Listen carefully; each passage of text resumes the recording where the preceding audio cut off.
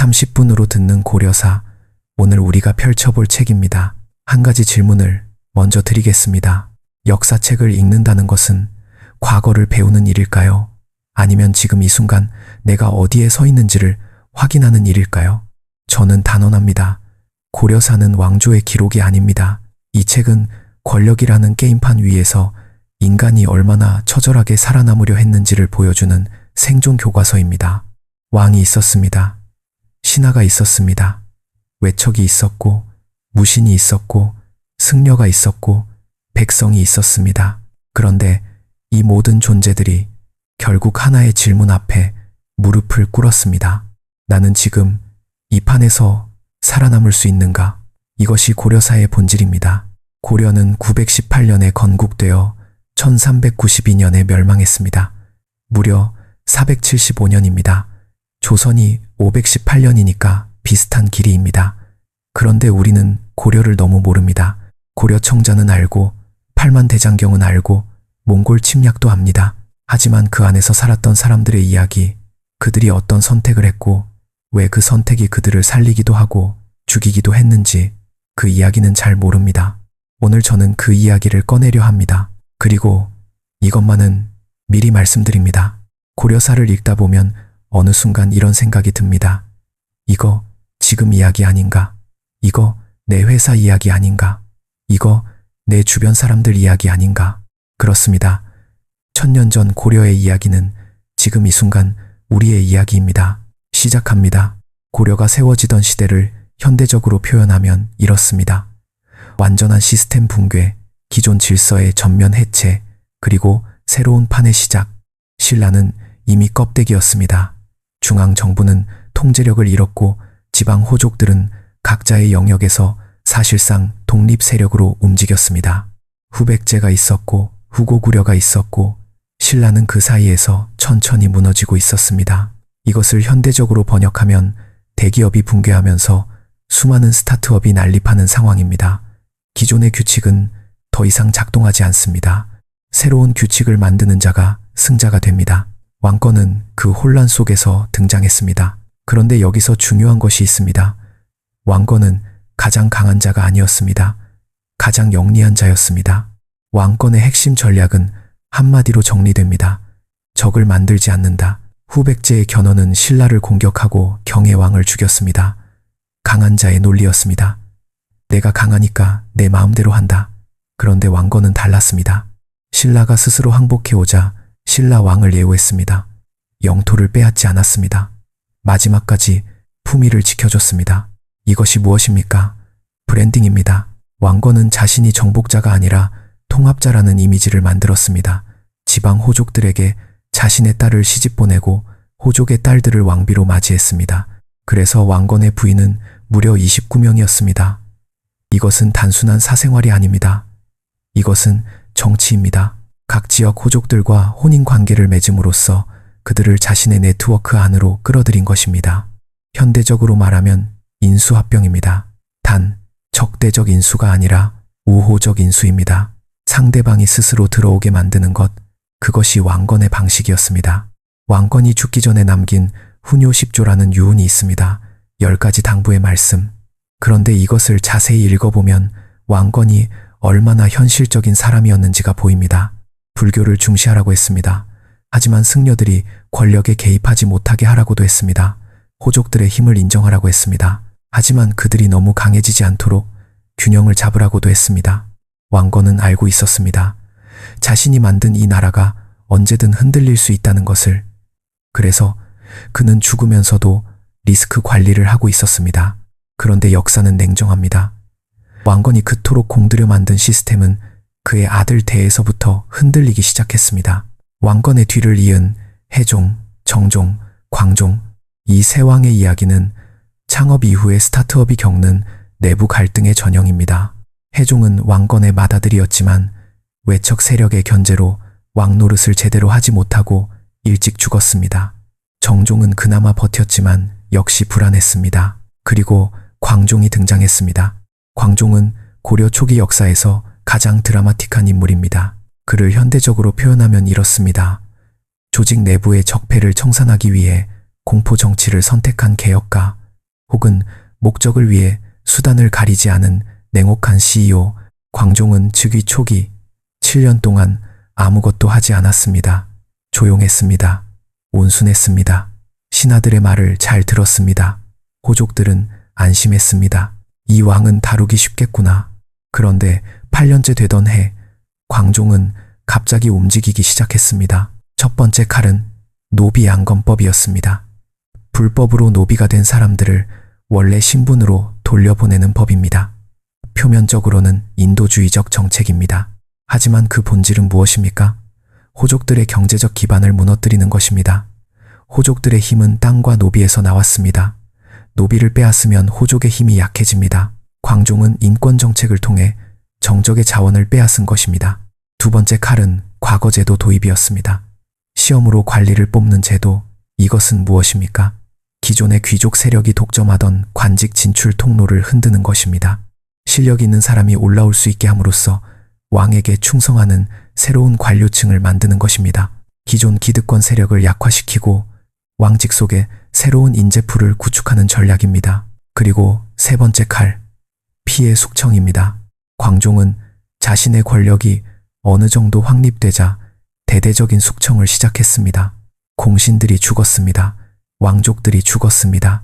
심지어 자신의 측근들도 죽었습니다. 밀고가 넘쳤고 고문이 자행되었고 억울한 죽음이 쌓였습니다. 최승로라는 신하가 나중에 이 시기를 회고하며 이렇게 말했습니다. 억울하게 죽은 자들의 원혼이 하늘을 가득 채웠다고. 광종의 공포 정치는 효과가 있었습니다. 왕권은 강화되었습니다. 고려는 중앙 집권적 국가로 한 걸음 나아갔습니다. 하지만 그 대가는 무엇이었습니까? 수많은 인명의 희생이었습니다. 그리고 공포로 만들어진 충성은 진짜 충성이 아니라는 것을 역사는 증명합니다. 광종이 죽고 경종이 즉위하자 억눌렸던 세력들이 다시 고개를 들었습니다. 역사는 반복됩니다. 강압으로 누른 것은 결코 사라지지 않습니다. 잠시 숨을 죽이고 있을 뿐입니다. 이제 성종의 시대로 넘어갑니다. 성종은 고려 역사에서 가장 이성적인 왕이었습니다. 그를 현대적으로 표현하면 시스템을 구축한 전략가입니다. 감정보다 구조를 중시한 사람입니다. 성종 때 최승로가 올린 시무 28조는 고려판 국가 운영 매뉴얼입니다.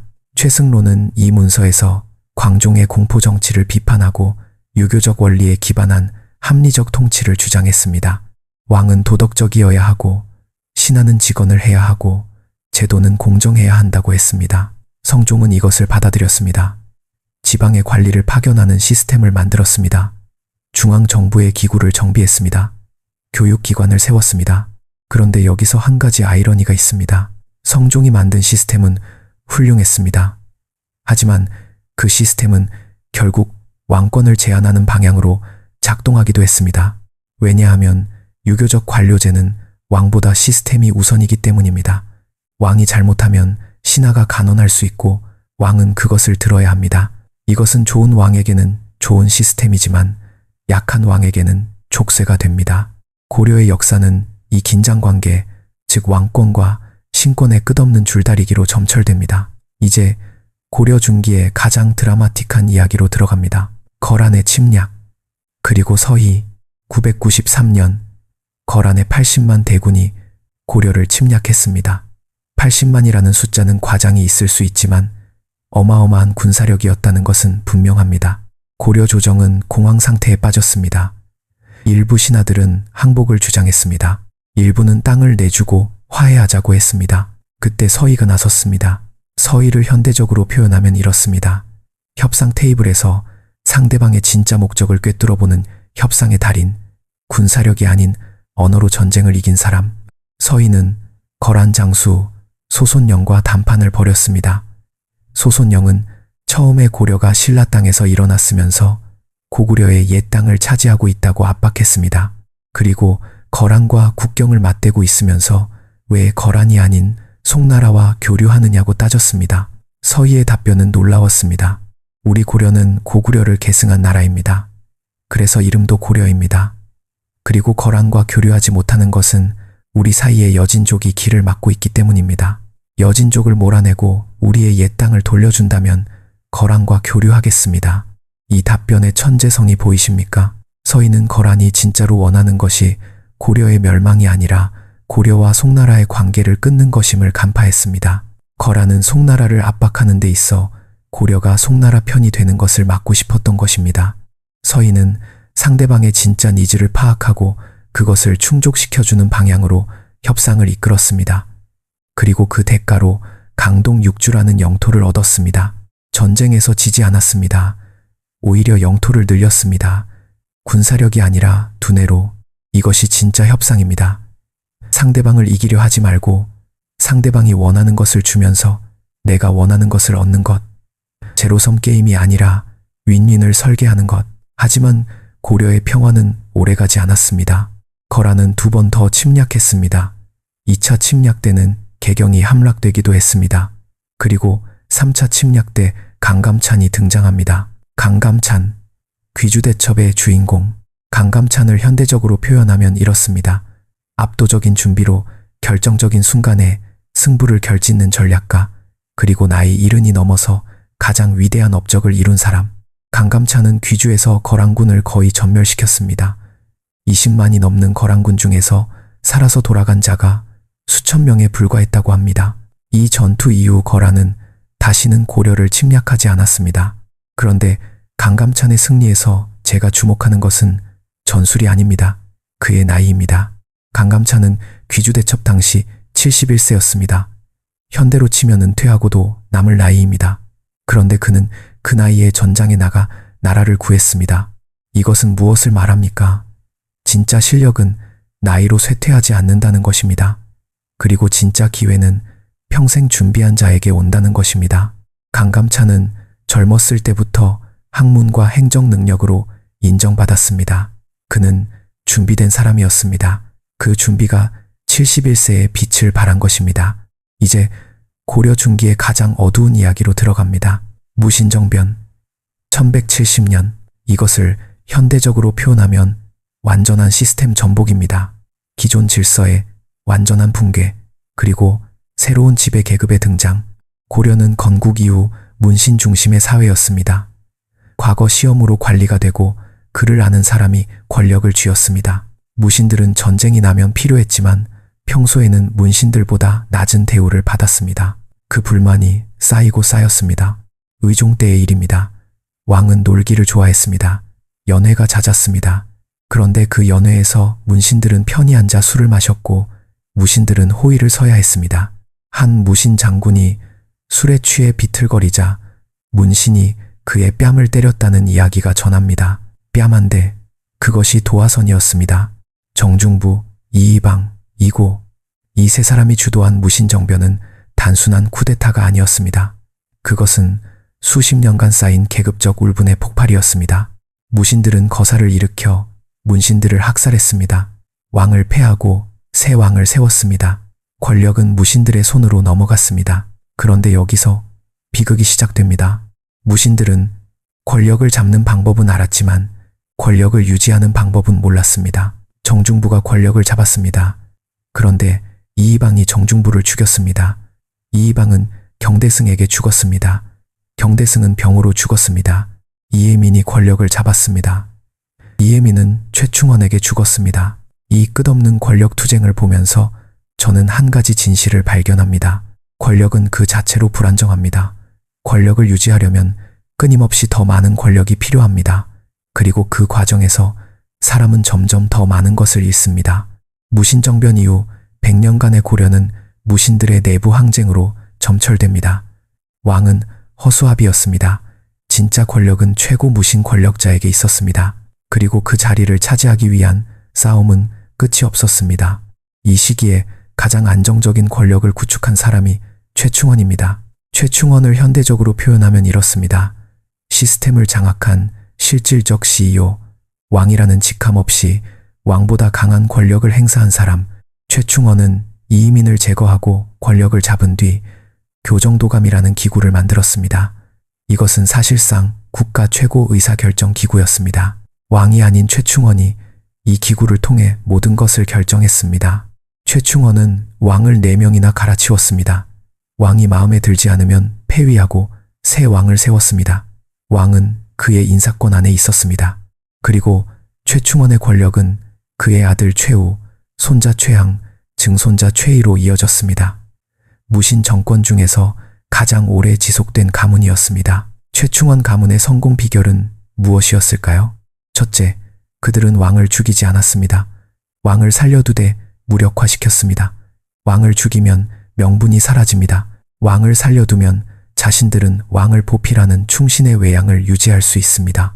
둘째, 그들은 문신들을 완전히 배제하지 않았습니다.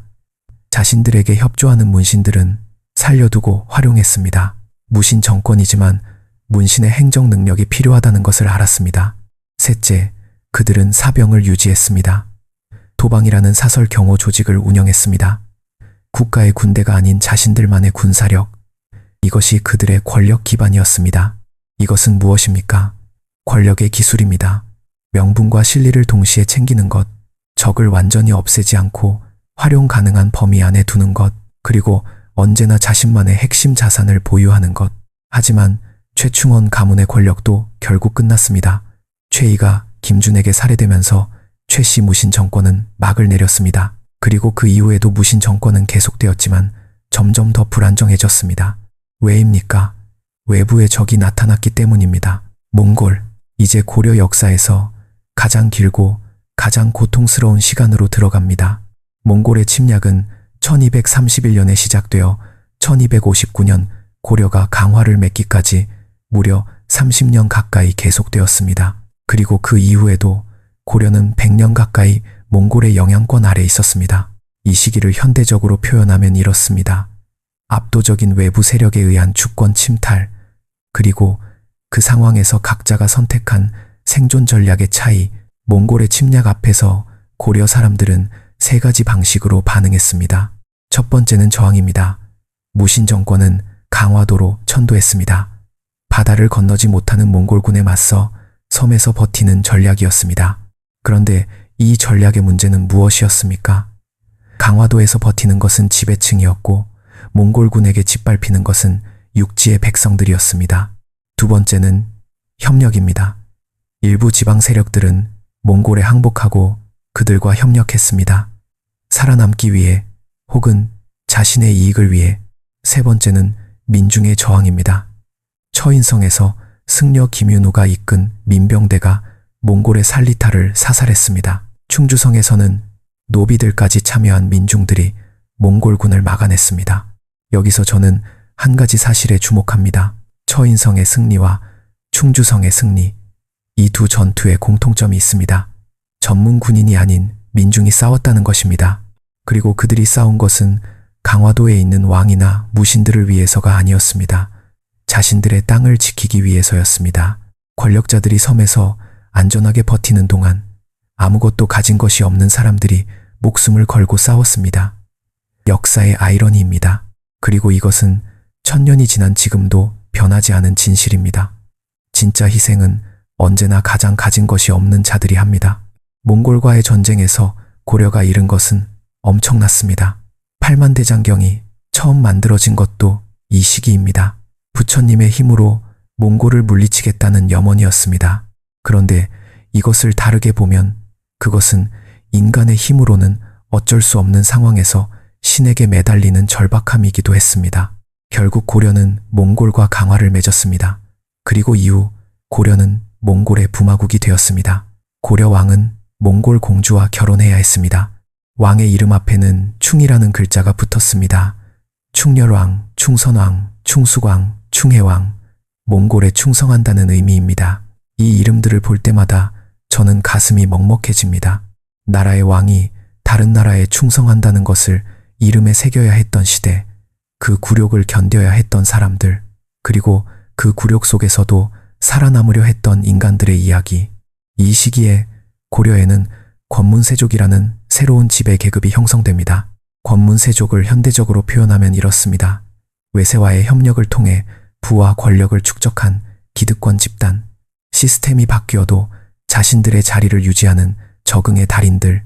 이들은 몽골과의 관계를 이용해 엄청난 토지를 겸병했습니다. 백성들의 땅을 빼앗았습니다. 국가 재정은 피폐해졌습니다.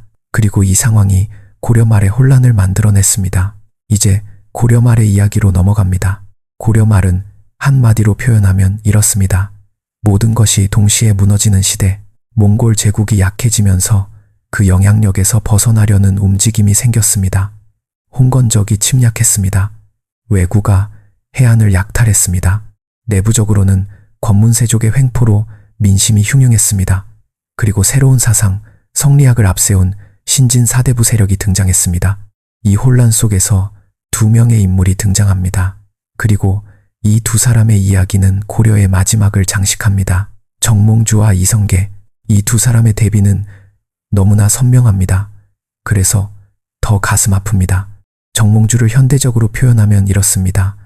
시스템이 무너지는 것을 알면서도 그 시스템을 지키려 한 사람, 원칙을 위해 생명을 버린 사람, 혹은 시대의 흐름을 읽지 못한 사람. 이성계를 현대적으로 표현하면 이렇습니다. 시대의 변화를 읽고 새로운 판을 만든 사람, 냉철한 현실주의자, 혹은 자신의 야망을 위해 충성을 버린 사람. 어느 쪽으로 보느냐는 당신이 어떤 가치를 중시하느냐에 달려 있습니다. 정몽주는 이성계 세력이 새 왕조를 세우려 한다는 것을 알았습니다.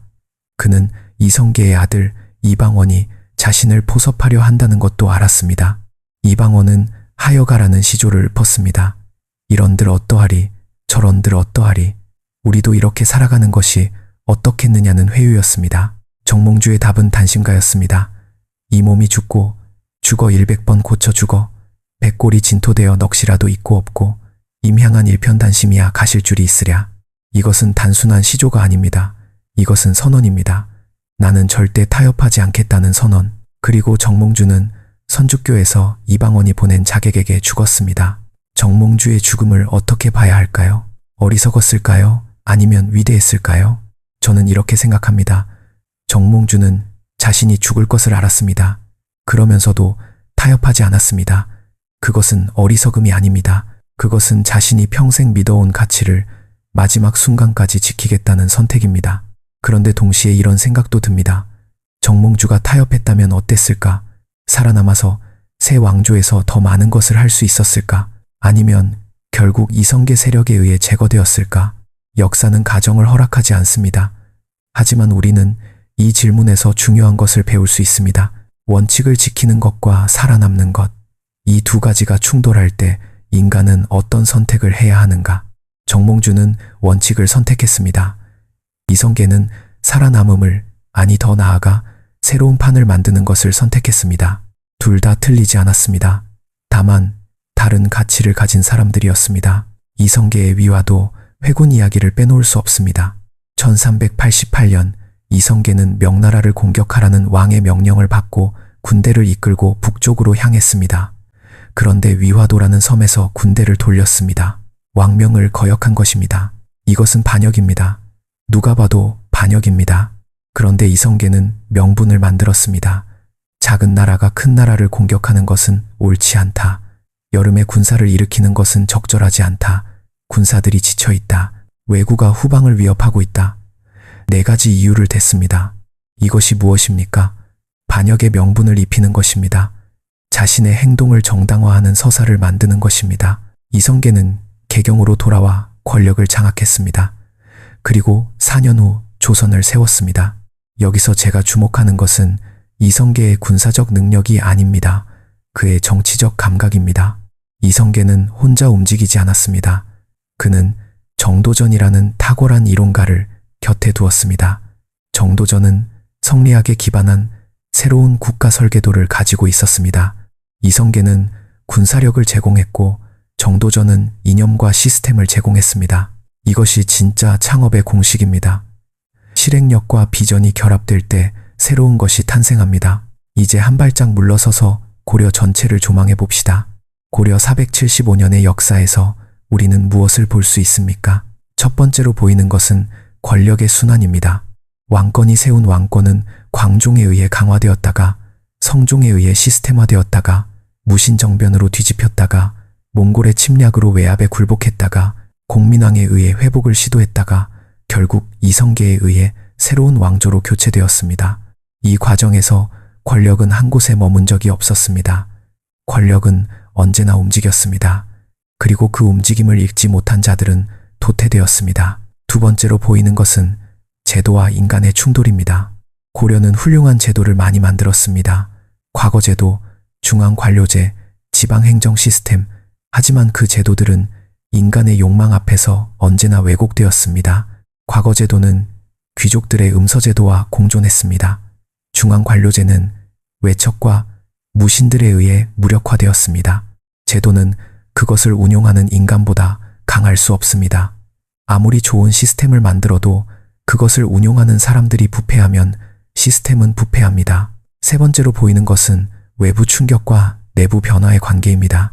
고려는 거란, 여진, 몽골, 홍건적, 왜구라는 외부 충격을 끊임없이 받았습니다.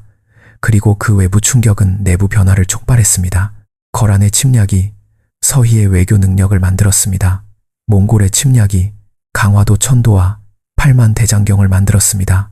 왜구의 침략이 이성계라는 무장을 영웅으로 만들었습니다. 위기가 영웅을 만든다는 말은 진부하지만 진실입니다. 그리고 더 중요한 것은 위기의 시대에 어떤 선택을 하느냐가 그 사람의 역사적 위치를 결정한다는 것입니다. 이제 공민왕 이야기를 해야 합니다. 공민왕은 고려 역사에서 가장 비극적인 왕입니다. 그리고 동시에 가장 흥미로운 왕입니다. 공민왕을 현대적으로 표현하면 이렇습니다. 개혁의 의지와 현실의 벽 사이에서 무너진 사람, 천재적 예술가이자 비운의 개혁가, 사랑하는 사람을 잃고 모든 것을 잃은 사람. 공민왕은 몽골의 영향에서 벗어나려 했습니다. 친원 세력을 숙청했습니다. 쌍성총 관부를 공격해 영토를 회복했습니다. 전민변정도감을 설치해 권문세족이 빼앗은 토지를 원래 주인에게 돌려주려 했습니다. 신돈이라는 승려를 등용해 개혁을 추진했습니다. 이 모든 것이 옳은 방향이었습니다. 그런데 왜 실패했을까요? 공민왕의 개혁이 실패한 이유는 복잡합니다. 기득권 세력의 저항이 있었습니다.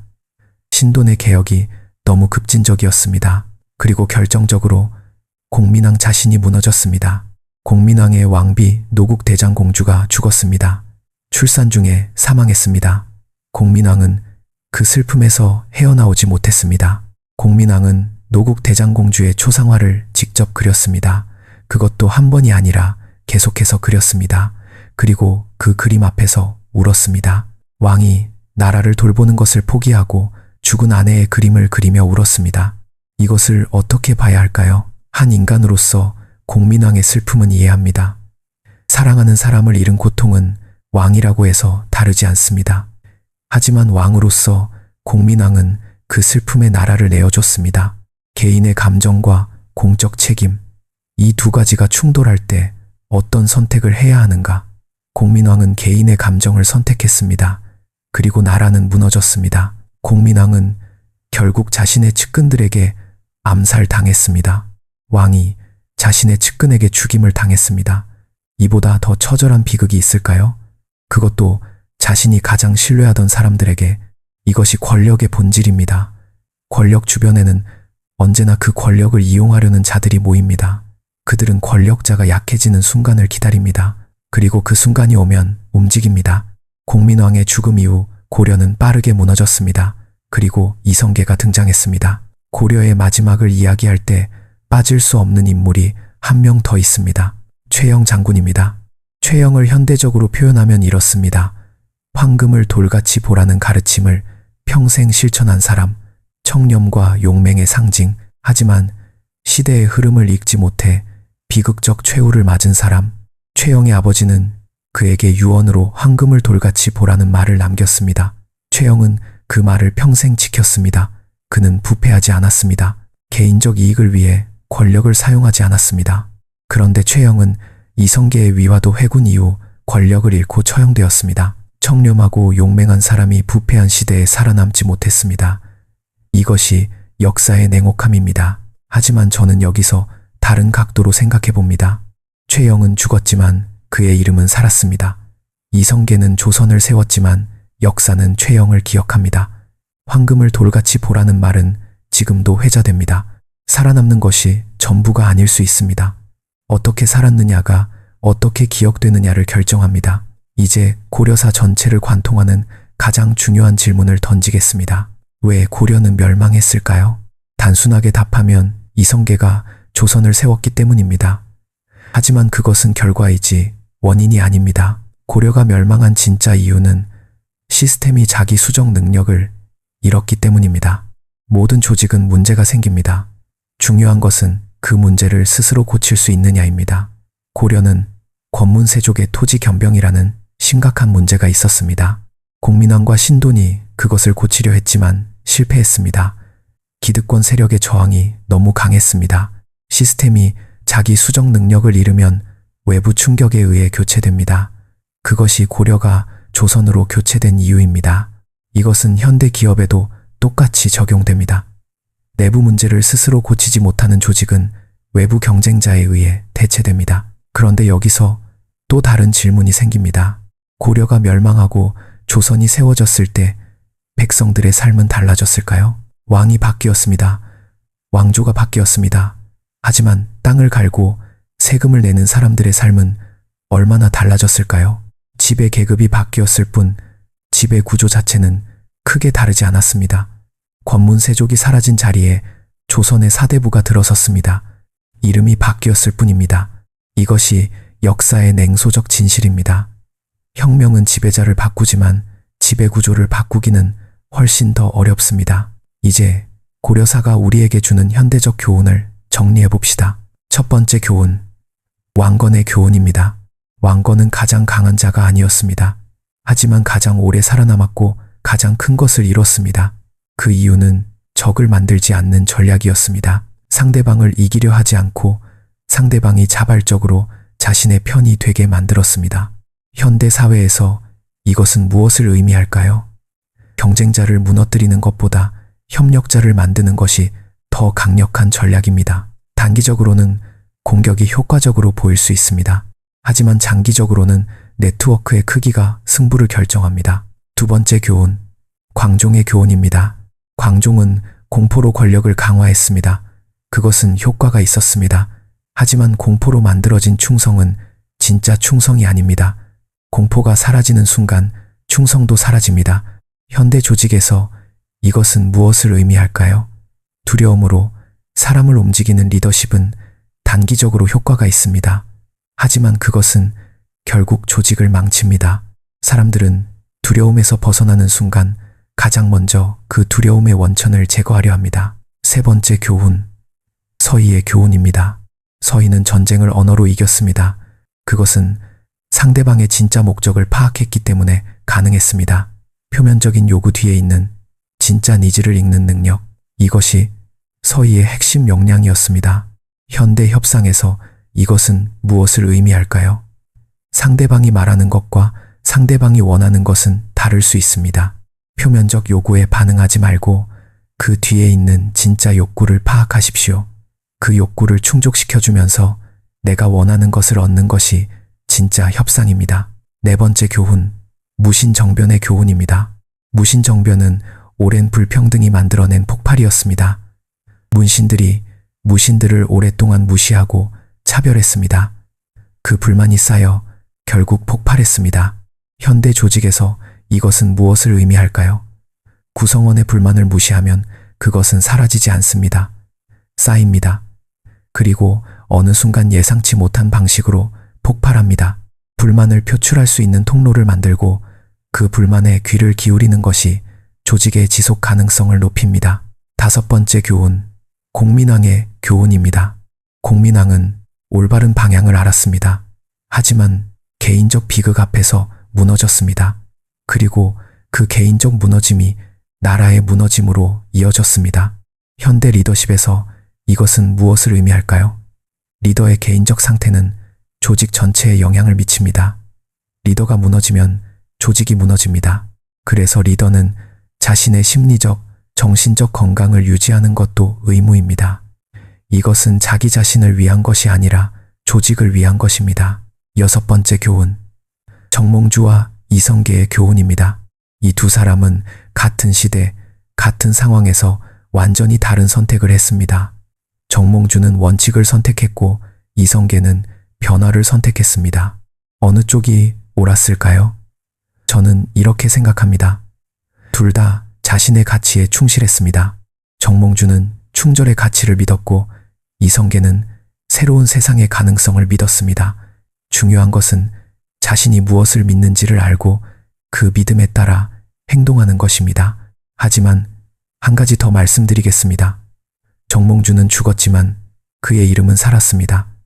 이성계는 살아서 왕이 되었지만 역사는 그를 복잡하게 평가합니다. 살아남는 것이 전부가 아닙니다. 어떻게 기억되느냐가 더 중요할 수 있습니다.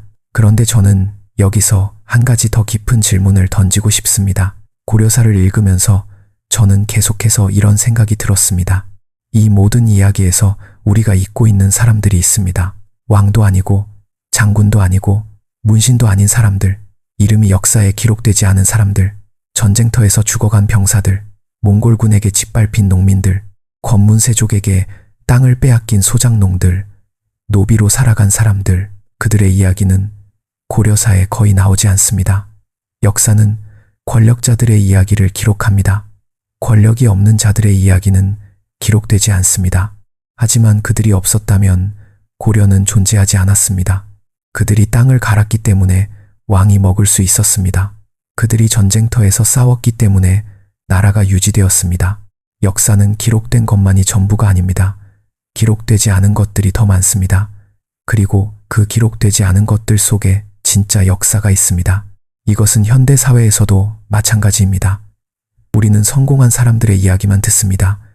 CEO의 인터뷰, 창업가의 성공 스토리. 하지만 그 성공 뒤에는 이름 없이 일한 수많은 사람들이 있습니다. 역사는 그들을 기록하지 않습니다. 하지만 그들이 없었다면 그 성공도 없었습니다. 고려사는 475년의 기록입니다. 그 안에는 수백만 명의 삶이 있었습니다. 하지만 우리가 기억하는 이름은 몇 개에 불과합니다. 이것이 역사의 잔인함입니다. 그리고 이것이 현실의 잔인함이기도 합니다. 마지막으로 한 가지 이야기를 더 하겠습니다. 고려가 멸망하던 날 두문동에 들어간 사람들이 있었습니다. 고려의 신하들 중 일부가 조선을 섬기기를 거부하고 두문동이라는 곳에 들어가 나오지 않았습니다. 그들은 고려의 신하로서 죽겠다고 했습니다. 두문불출이라는 말이 여기서 나왔습니다. 이들을 어떻게 봐야 할까요? 어리석은 사람들일까요? 아니면 자신의 신념을 끝까지 지킨 사람들일까요? 저는 이렇게 생각합니다. 그들은 선택했습니다. 살아남기 위해 타협하는 것보다 자신의 신념을 지키며 사라지는 것을 선택했습니다.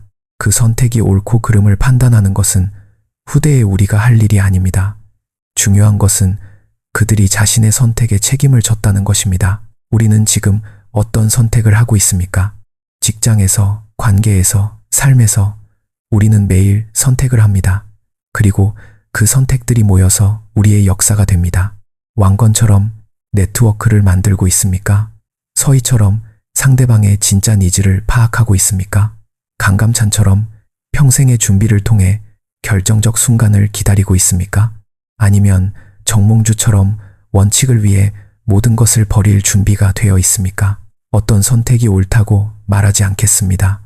다만 이것만은 말씀드립니다. 선택하지 않는 것도 선택입니다. 흐름에 떠내려가는 것도 하나의 선택입니다. 하지만 그것은 자신의 역사를 남이 쓰게 내버려 두는 것입니다. 고려사를 읽는다는 것은 과거를 공부하는 것이 아닙니다. 그것은 지금 이 순간 내가 어떤 사람이 되고 싶은지를 묻는 것입니다. 1000년 전 고려의 사람들도 우리처럼 두려워했고, 욕망했고, 사랑했고, 배신했고, 용기를 냈습니다. 그들의 이야기가 지금 우리에게 울림을 주는 것은 인간이 변하지 않았기 때문입니다. 권력은 부패합니다. 시스템은 무너집니다. 왕조는 교체됩니다. 하지만 인간의 본질은 변하지 않습니다.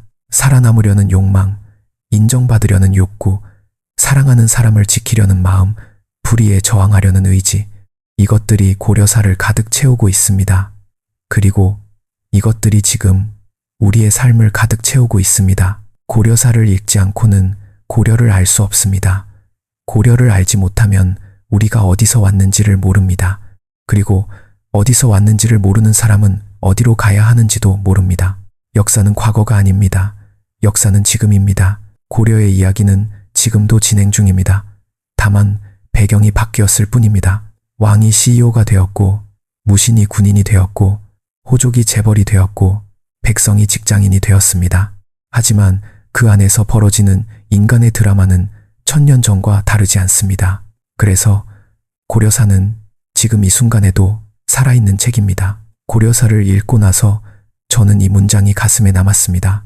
나라는 사람이 만들고 사람은 선택이 만든다. 왕건의 선택이 고려를 만들었습니다.